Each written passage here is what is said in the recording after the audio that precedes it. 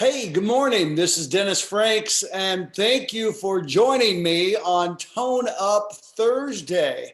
It's exciting to spend time with you. And, this is a first for me, really reaching out and trying to give some insight on how we can tone up and move forward in our health efforts to be the vital individual that we all want to be. You know, I've spent a lot of time in my life conditioning and training as a professional athlete and a collegiate athlete, and growing up in an environment of being super active and ultimately evolving where my body was my business, basically to be paid to move people physically. And it took a great deal of training being an undersized individual going into the National Football League. I attended the University of Michigan, studied economics, and had the opportunity to play on the team of the decade in regards to our football program at the University of Michigan. We were 40 wins, 2 losses, and 1 tie. Quite a record while we were there. And I really learned a great deal about performance and staying healthy in the process of being highly competitive. Now, I don't know if you have those same type of goals, but I think we all have a similar goal that we want to look our best, feel our best, and be vital so that we can attack each day. And these 15 minutes that we spend each Thursday together will put us in a great environment in regards to a community of people working together to really get fit, tone up. I mean, there's a lot of philosophies in regards to that. It's a lot like religion in a way, but it's what works for you. And what I want to stick to are the fundamentals, almost the code that you could say that have been standing the test of time in regards to training and getting people getting results, not moving down into a rabbit hole or a certain niche. Toning up, what does it mean? To me, it's firming up. It's basically the developing and strengthening of muscle, while at the same time eliminating or reducing the amount of fat that covers the muscle, so we can really see clear definition and see the beautiful shape that you've been given.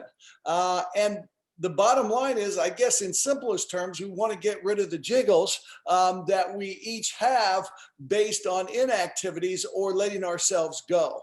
Now, I know we have a very diverse audience today. We're serving 5 different generations. So please take this as the fundamentals and that can be adjusted.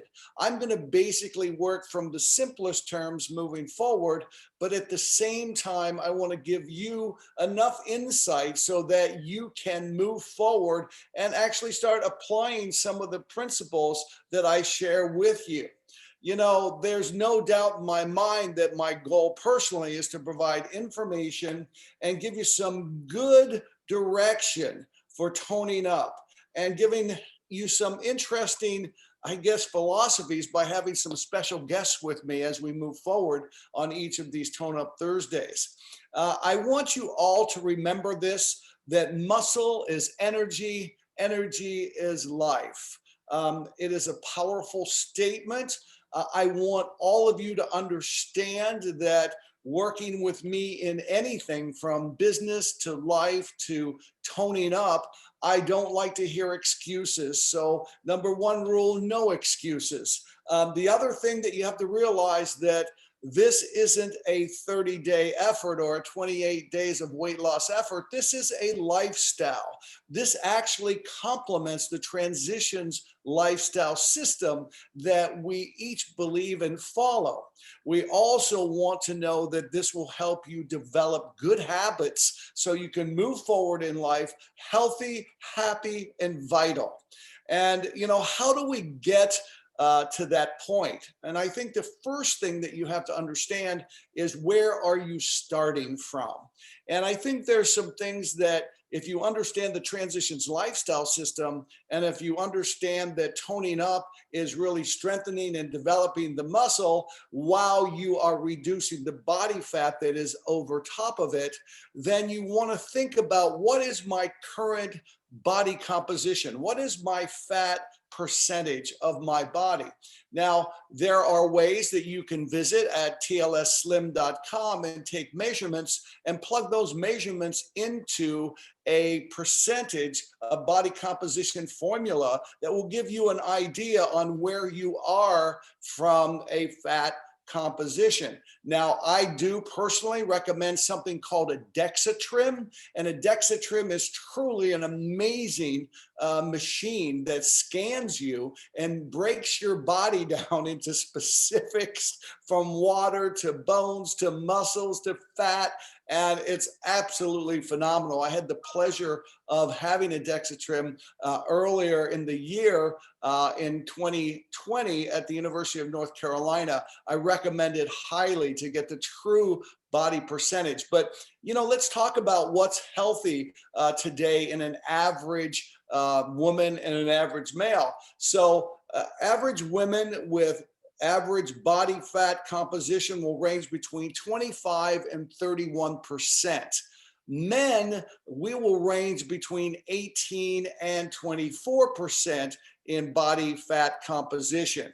Now, depending on where you're starting, let's just say you're starting overweight or obese, what you want to shoot for is the high end of average. So ladies, you'd be shooting for 30 or 31% body fat composition, and men, you'd be shooting for the 23, 24% body composition. To give you an idea, my body fat composition today is 19%. It's not bad. I'm 68 years old. And, the nice thing is I'm maintaining muscle mass as I continue to mature or become more vintage in my life, as they say.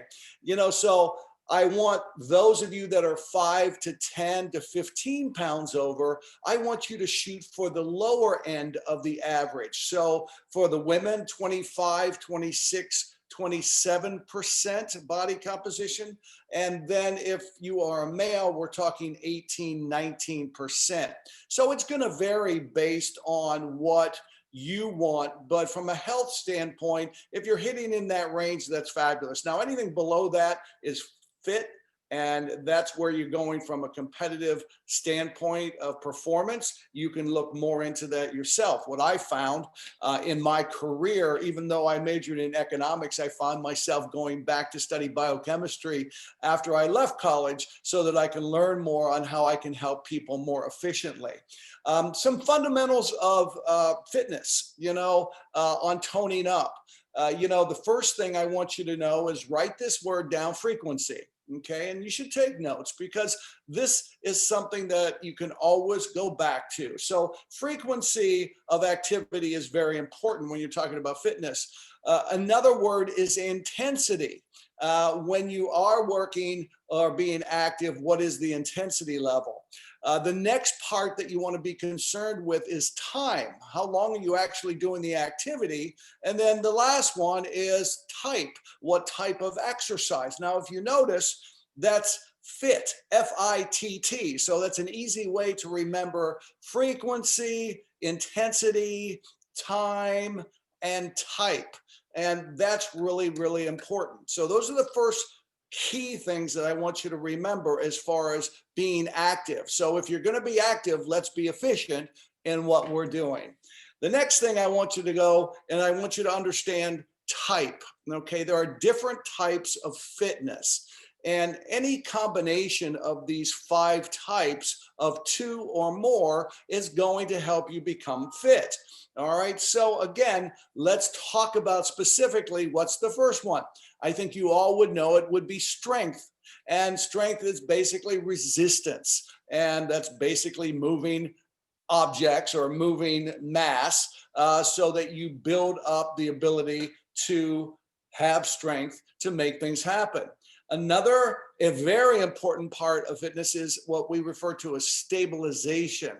And when I talk about stabilization, it's really about the ability to be agile, to be able to have strength, but have balance, coordination, and flexibility when you start talking about that. And where's that come into play? As we age, as we become older in life, many challenges occur when we lose that ability to be stable in the way that we walk and basically living our lives. So stabilization, core is very, very important.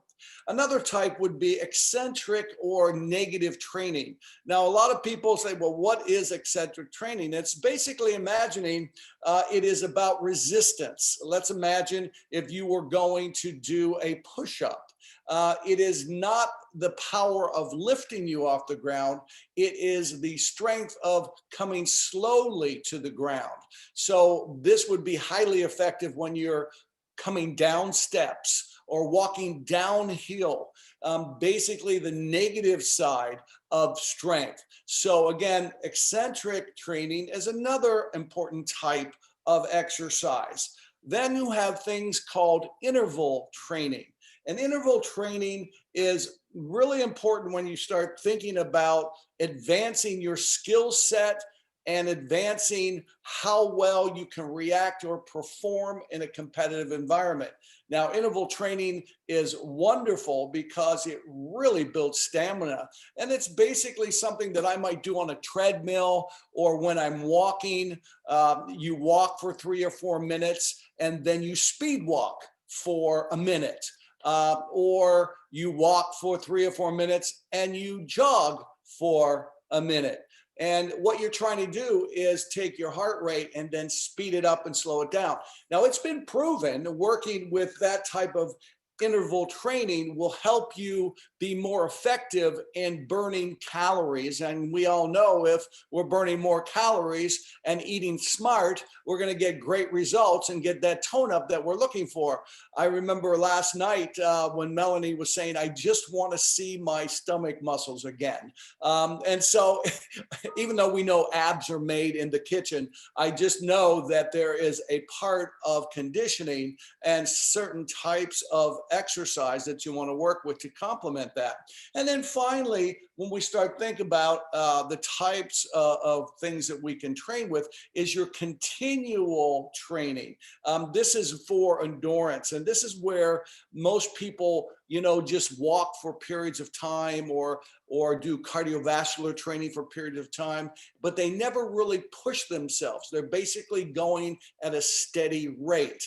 Now, if you start thinking about all the different things that I just talked about, any two of those will get you where you want to go from toning. I'd like to think that all of us would consider going through all 5 of those types of training.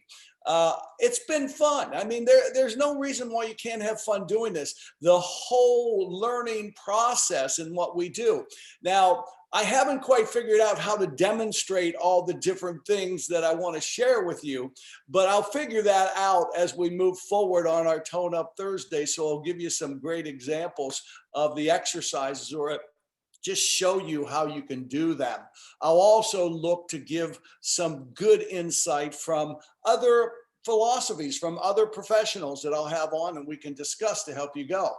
But I do want to talk about a very important part that many of us neglect when we think about toning up, when we think about finding your fit. Okay, you hear that a lot through our Transitions lifestyle system. I want to talk to you quickly about stretching. Stretching is really important, especially as you age.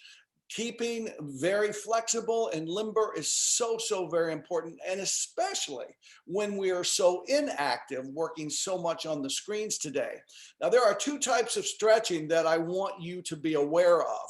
Officially, a stretch should be done post-workout. And when I refer to stretch, what am I really talking about? I'm really talking about where you will hold a position, an extended position of the muscles, and so it actually starts to have some type of feeling of tension, okay? Now, you don't want to hurt yourself, but it's best to when you stretch is after your muscles are warm. And you stretch and you bring the tension and then release the tension and go a little bit more again. But we want to remember we never bounce when we stretch. Okay, that's important. The type of stretching that I want you to do before you become active is called dynamic stretching. And by say that term dynamic stretching is the stretching is more about the movement of joints and muscles so that you can move to a full range of motion. I just want you to be aware of it. So what is dynamic stretching? I just told you that if we're talking about traditional stretching, it's muscles that are extended and then held with a certain amount of tension on there. The other part of it is a movement. So let's think about things we all know. We all know a jumping jack, where we're jumping up and down and up and down. And then we also should remember windmills, where you take your arms off to the right arm to the left foot and you're bending down. Okay, these are good dynamic stretches. Also, when we're talking about leg swings, where you might put your hand on a rail or something and you start swinging your leg back and forth, forward and back, and you would also swing it out and around, out and around. There's the arm swings, okay, circular motion both ways. And then you have the shoulder swings. Okay, these are all dynamic stretching to start the movement of the joints before you become active. And one of the most important things I want to remind you too in dynamic stretching, get in the habit of doing 10 to 15 air squats. And that's nothing more than taking the squatting position and taking a up and down motion, no different than you would sit down in a chair and standing back up. Those 10 to 15 reps, being the largest muscle groups that you have, will really start pumping the blood and the oxygen throughout your system.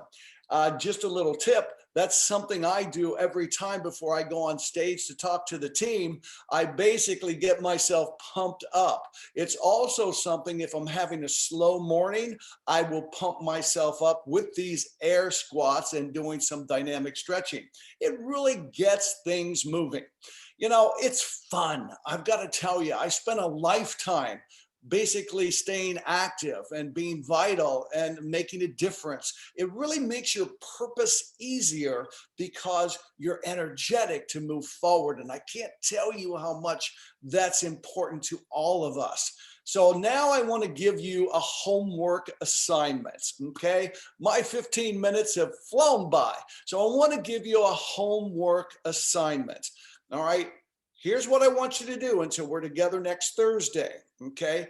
I want you from your home to basically track a 1 mile course that you can walk from your driveway, and you can walk 1 mile, all right? Now this 1 mile course, I want you to walk 6 out of the next 7 days, and the target speed is 3.5 to 4 miles per hour. Now, 4 miles per hour is an optimal walk. That's basically walking a mile every 15 minutes.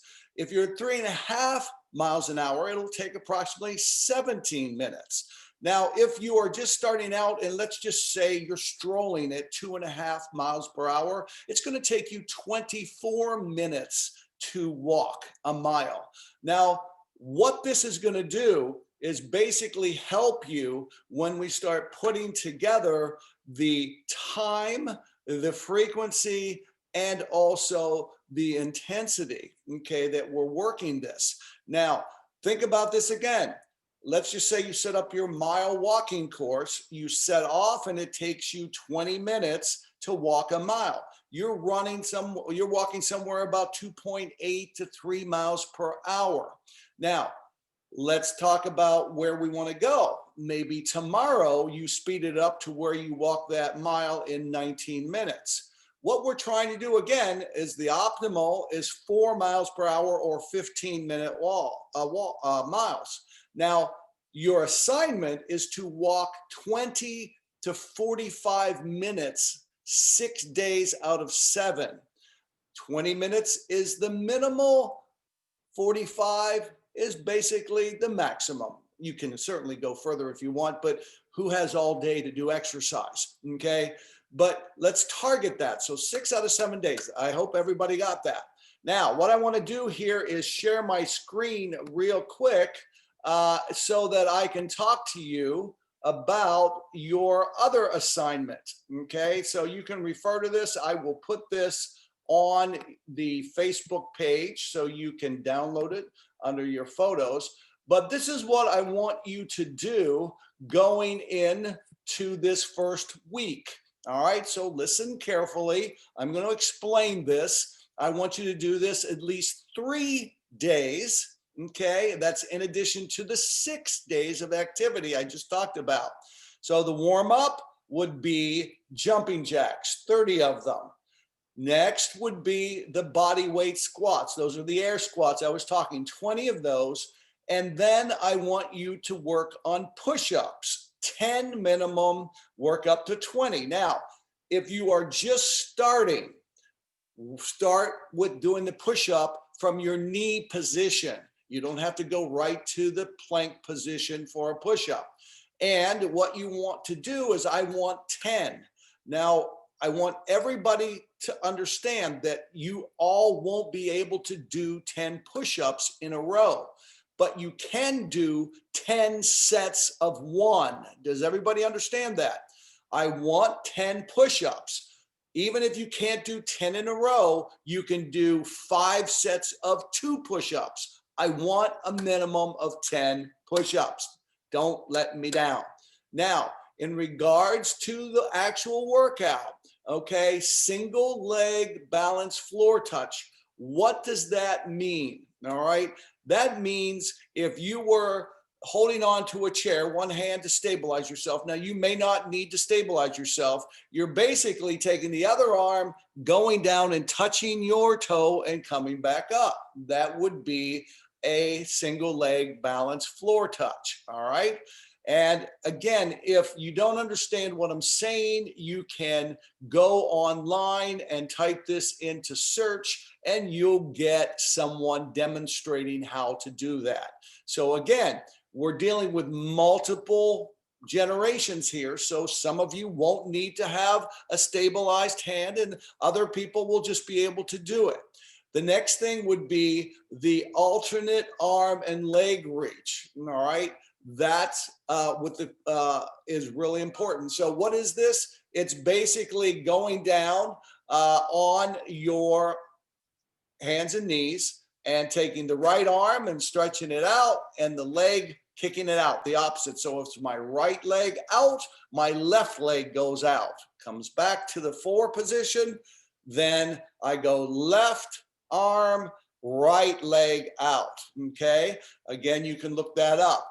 The next one would be the plank cone taps. And that's simply nothing more than taking the plank position where you on your elbows, all right, and you're on your toes and you're holding yourself up. You're nothing more than taking out your arm and tapping out to the air, boom, while you're in a plank position. Now, the inchworm basically is standing up, okay? You can bend your knees so that you can put your hands on the floor and you walk it out and walk it back and stand back up, all right?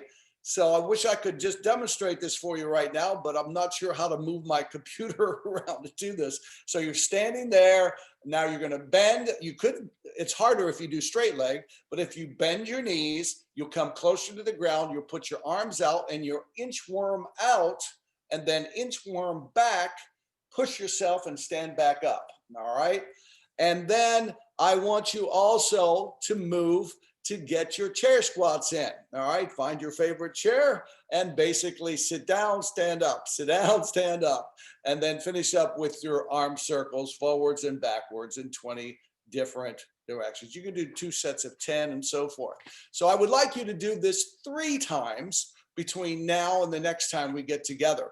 And please let me know on the Facebook page, the TLS Weight Loss Solution. Let us know how it's going on, which ones you're enjoying, which ones are very hard for you.